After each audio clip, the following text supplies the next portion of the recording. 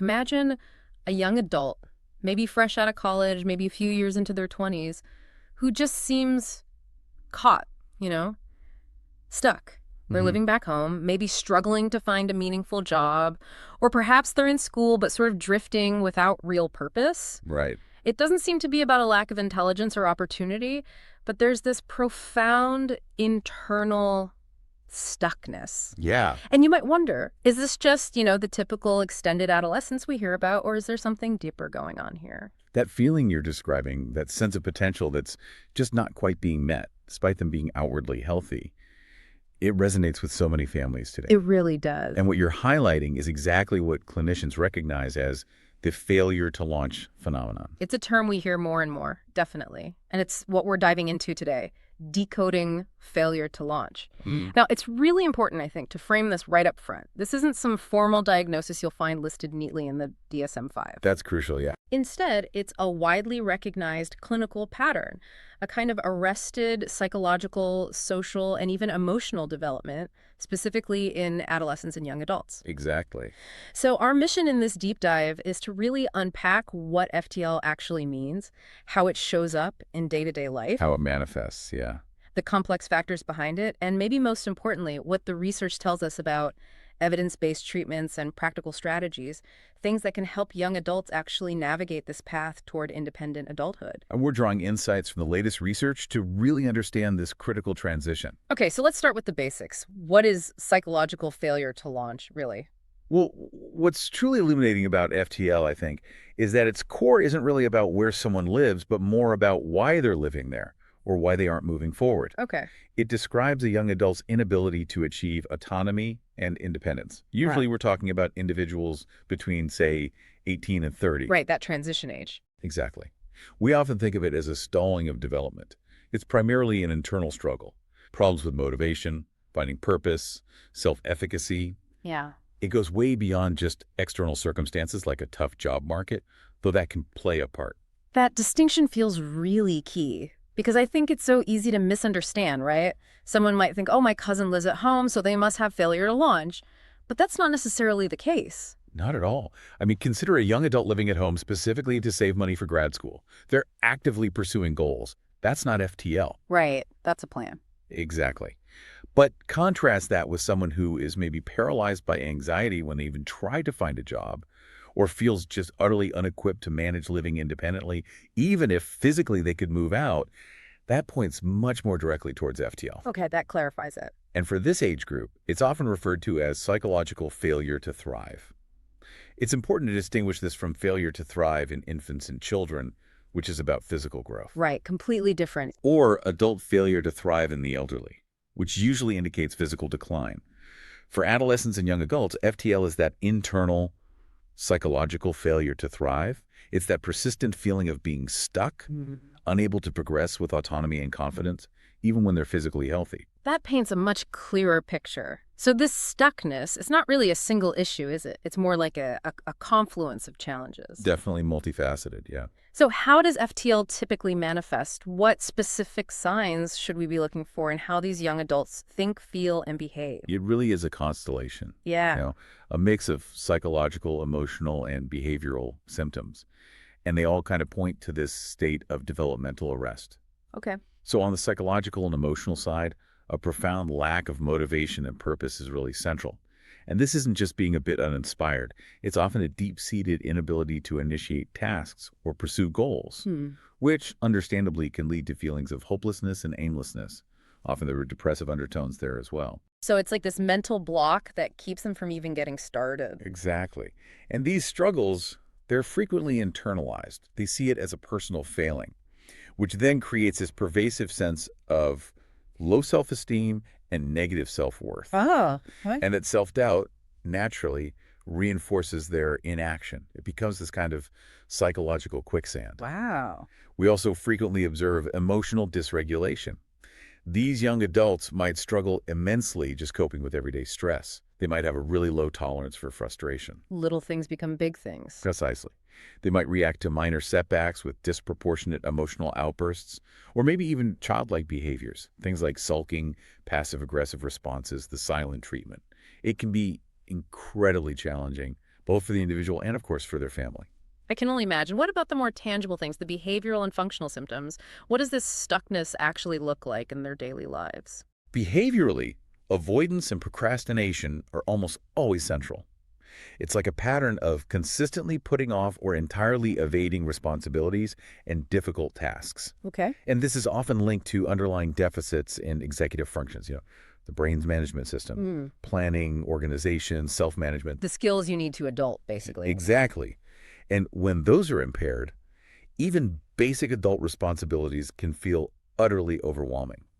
This frequently translates to poor performance in school or at work, even, sometimes surprisingly, in individuals who were previously high achievers. It's really important to see it not as a choice, but as a genuine struggle. 'Cause that's a powerful point, especially the shift from past behavior. Yeah. What other key symptoms might we notice day to day? Well, self-imposed social isolation is another really common thread. They might pull back from friendships, romantic relationships, social activities, Mm. often driven by this deep fear of judgment or potential failure. And this can get worse with excessive technology use. Mm. Marathon video game sessions, constant social media scrolling. It starts as a coping mechanism, maybe, but ends up reinforcing that isolation. Right, it replaces real connection. It can, yeah. We also sometimes see a decline in self-care. Things like basic hygiene might slip, sleep patterns get disrupted, maybe unhealthy eating habits creep in. These often signal underlying mental health issues impacting their daily function. Okay. And of course, there's the continued reliance on parents for financial support, housing, even day-to-day decision-making, Mm. which, understandably delays that necessary transition to an independent life. It really sounds like these aren't just separate issues floating around, but they're deeply interconnected. It's like a self-perpetuating cycle. That's exactly it. Lack of motivation leads to poor performance, that lowers self-esteem, which then feeds back into more inaction and fear. Spot on. It's a dynamic that really explains why simple encouragement, just try harder, Yeah. so often falls short. It's not about them wanting to be stuck. Right. Precisely. And understanding this cycle naturally brings us to the why. Why does FTL happen? It rarely stems from just one single cause. Instead, the research consistently points to more of a perfect storm. A perfect storm. Okay. Yeah, a complex interplay of psychological, familial, and socioeconomic factors all interacting. Okay, let's try to unpack that storm then. What are some of those psychological and neurodevelopmental factors you mentioned? Well, there's a really strong correlation with underlying mental health conditions.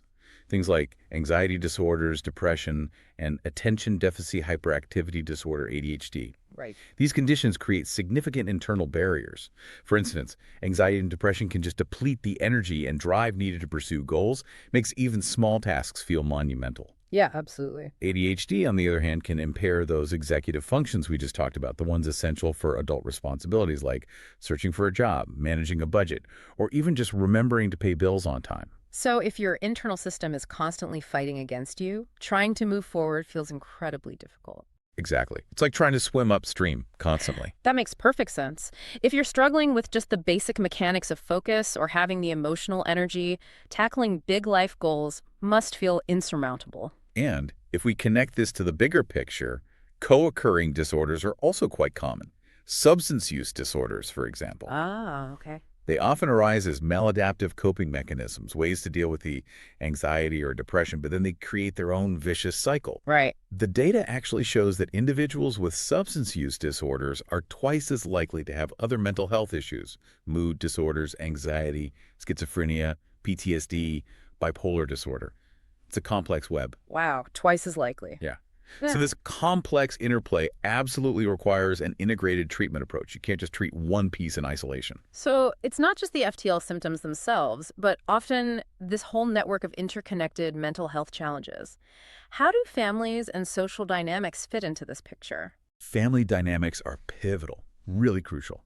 Research suggests that dysfunctional family environments may be characterized by unpredictability, chaos, perhaps emotional neglect, can hinder the development of trust, security, and emotional regulation skills as a child grows up. Okay. Some clinicians even describe these environments as operating under sort of three unspoken rules. Don't talk, don't trust, don't feel. Wow, that sounds stifling. It really can be. It creates an environment where emotional expression is shut down, problems aren't addressed openly, and young adults really struggle to develop healthy coping mechanisms and communication skills, all absolutely vital for true independence later on. That sounds like a really tough environment to learn how to launch from. But what about the flip side? What about well-intentioned parents who are simply trying to help? Can they inadvertently contribute to FTL? Absolutely, yes. Overprotective parenting and enabling behaviors, however well-intentioned they are, and they usually are well-intentioned, Chris. they can inadvertently prevent young adults from developing those crucial problem-solving skills and emotional regulation muscles, if you will. Mm-hmm. The family home, while it might feel like a much-needed safe haven, can sometimes also become a bit of a threat to autonomy as young adults naturally try to strive for independence. That's an interesting tension. It is. And parents themselves might feel understandably beleaguered, overwhelmed by the demands of their dependent adult children. And in that state, they might unknowingly step in to rescue them from discomfort or failure. Right. Shielding them. Exactly. But unfortunately, that prevents the young adult from experiencing natural consequences and developing the resilience, the grit needed to stand on their own 2 feet eventually. That's a really powerful and, I imagine, challenging dynamic for families to navigate. Incredibly challenging. So, beyond the internal struggles in these complex family dynamics, what about the external world? What are the pressures contributing to FTL today? Oh, the socioeconomic and environmental pressures are undeniably significant. I mean, the rising cost of living, a fiercely competitive job market.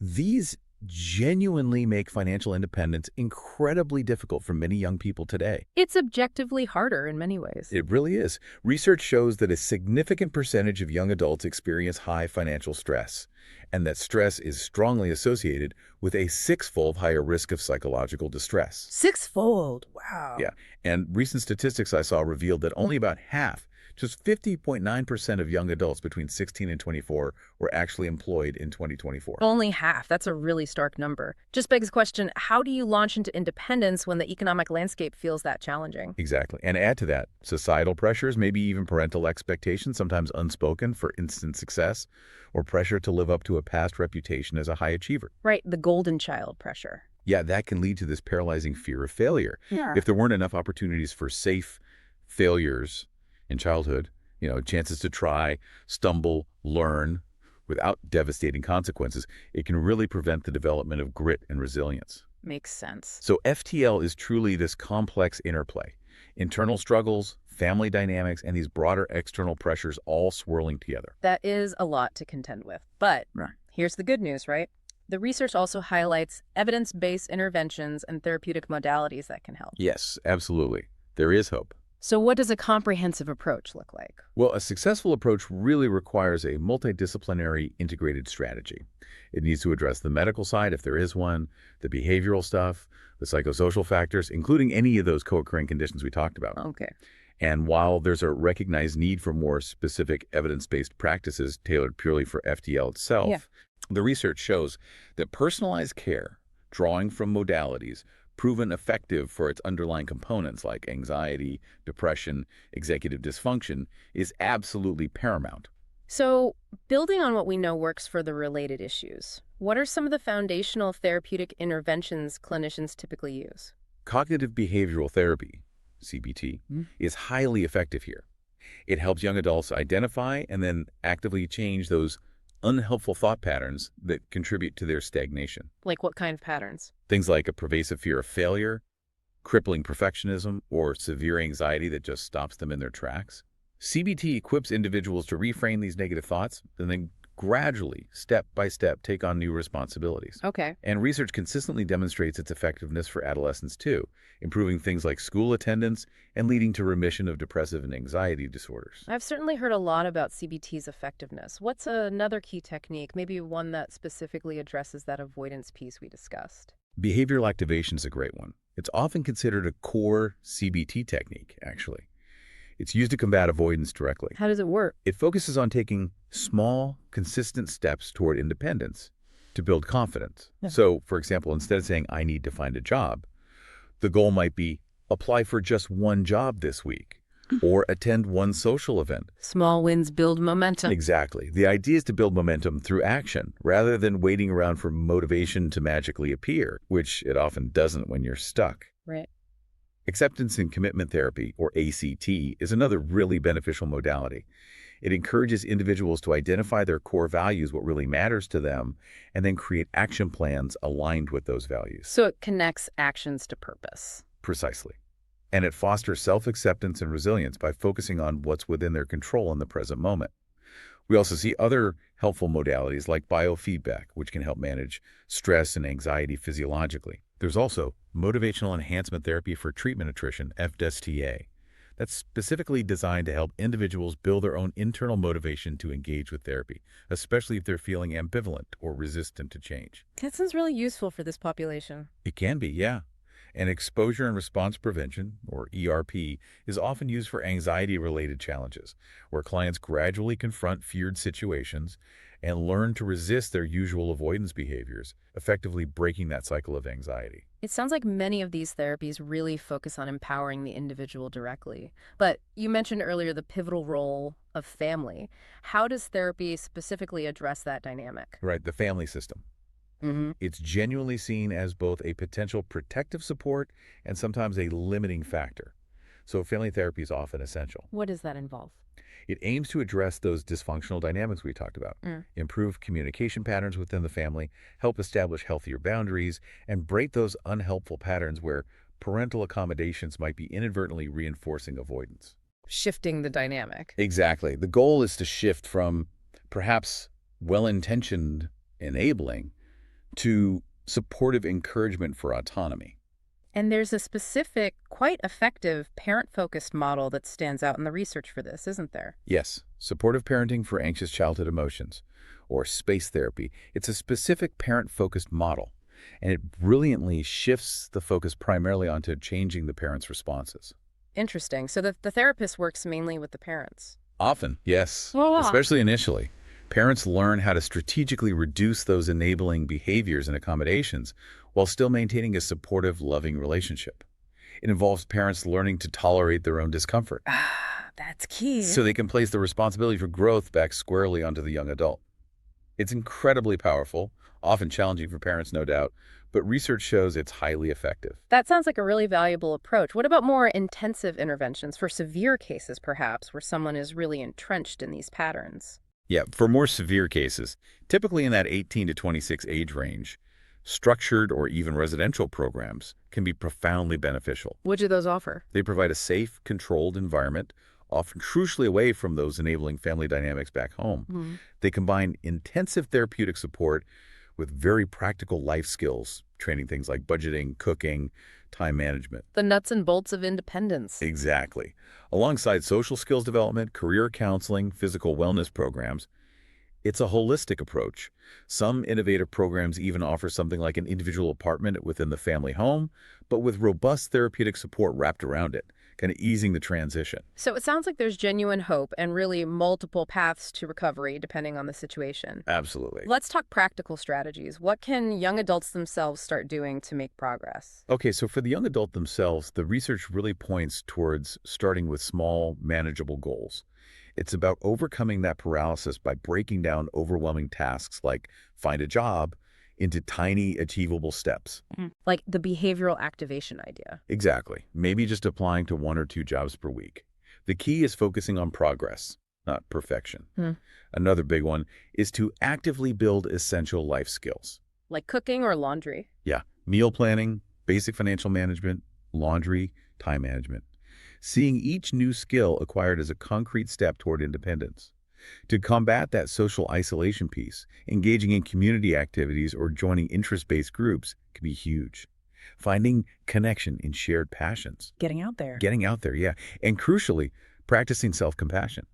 Challenging that harsh, negative self-talk, recognizing their unique journey isn't a race, and understanding that setbacks are a natural, inevitable part of any growth process. It's okay to stumble. That's so important. And for families and parents who are navigating this really delicate situation with their young adult, what practical steps does the research suggest they can take? For parents, it often starts with establishing clear boundaries. This might involve setting written expectations around finances, household responsibilities, living arrangements, acting as a united front, with clear consequences if those expectations aren't met. Consistency is key there. Very much so. Open communication is also vital. Sharing concerns and expectations, yes, but also creating a safe space that encourages the young adult to express their fears and feelings without judgment. Listening as much as talking. Absolutely. And perhaps one of the hardest things for many parents is to resist the urge to rescue them. Allowing them to experience natural consequences, even when it's uncomfortable for everyone involved, is what fosters problem-solving skills and builds resilience. Letting them learn from mistakes. Exactly. It's also crucial to try and focus on the underlying issues, the fear, the shame, the anxiety, rather than simply labeling the young adult as lazy or unmotivated. Seeing beneath the behavior. Precisely. And finally, recognizing the complexity and seeking professional help for themselves, for the family, for the young adult to gain insight and strategies tailored to their specific situation. It's often too much to handle alone. This is clearly such a complex issue, really requiring a team approach. What are the key strategies for the clinicians and professionals who are working with young adults experiencing FTL? For clinicians, it really starts with a thorough assessment. You need to differentiate between purely psychological factors and any potential underlying medical causes. Yeah. That means getting a detailed psychosocial history, a family history. Fitting the full picture. Exactly. Then, the treatment needs to be targeted to address those root causes. Using the appropriate therapies, we discuss CBT, ACT, maybe others, and considering medication if needed for co-occurring conditions like severe depression or anxiety. Right. And maybe most importantly, fostering a multidisciplinary team approach. Yeah. Collaboration is key. Bringing in psychologists, career counselors, maybe dietitians, social workers, ensuring truly holistic support for the young adult's entire journey toward independence. The good news throughout all of this, though, seems to be that FTL isn't necessarily a permanent condition, is it?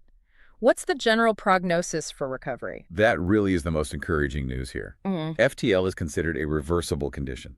With consistent, often early intervention and the right therapeutic support, young adults can catch up on those missed developmental milestones. Yeah, it's great to hear. Yeah. The goal isn't just to fix something that's broken, but rather to build resilience, challenge those ingrained avoidance patterns, set achievable goals, and foster genuine self-compassion. Recovery is definitely a gradual journey, no doubt. It requires patience and commitment from everyone involved. But the potential for a fulfilling, self-directed future is absolutely real. So what we've really unpacked today is that this failure to launch, it's a complex, multifaceted challenge. It's definitely not some kind of personal failing. And not at all. It seems to stem from that perfect storm you described. Psychological factors, familial dynamics, socioeconomic pressures, all coming together.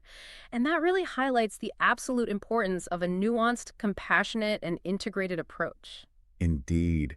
The research really underscores that the path to recovery involves using these evidence-based strategies that empower the individual, but also thoughtfully address the family system around them. And if you, or perhaps someone you know, is grappling with these kinds of challenges, understanding that need for a comprehensive approach is so crucial. That's where practices like Edward Jenny and Associates come in. They really approach therapy differently through what they call psychotherapy and collaborative assessment. It's grounded in science, focused on healing, and aims to help clients see their best future more clearly.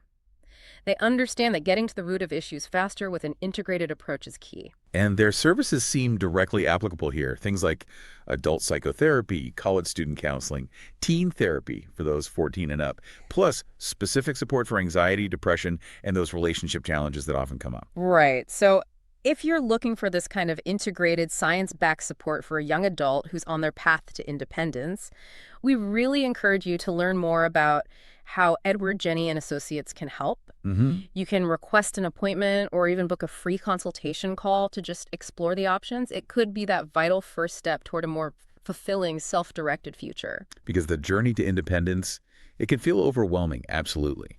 But with the right support, truly, every step forward is a victory. So maybe a final thought for everyone listening. What small, consistent step can you, or perhaps a young adult, take today